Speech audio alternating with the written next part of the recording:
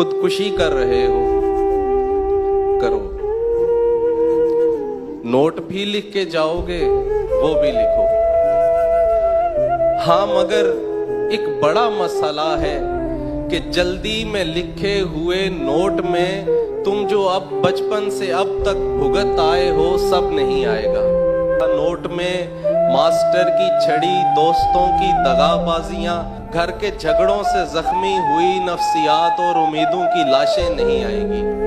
Note में वो बदन भी नहीं आएंगे जिनकी ख्वाहिश में तुम रोज मरते रहे।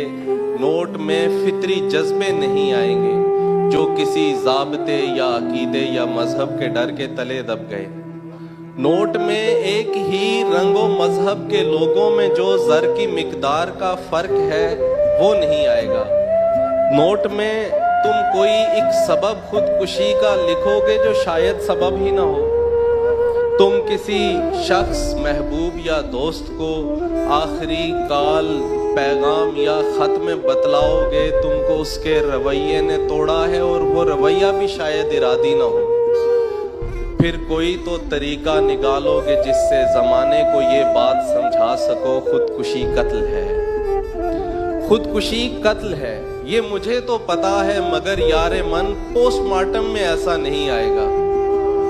तो फिर ऐसा करो, नोट ही ना लिखो, काल भी मत करो, बल्कि ऐसा करो, खुदकुशी मत करो। जो मसाइल तुम्हें इस नहज पर ले आए हैं, वो सब के सब और भी कितने लोगों को दरपेश हैं, उनसे भी पूछ लो। मुझको लगता है सब मिलके सोचें तो सारे मसाइल का हल भी निकल आएगा। खुदकुशी बुज़दिली तो नहीं है, मगर और भी कितने रास्ते लड़ाई के हैं।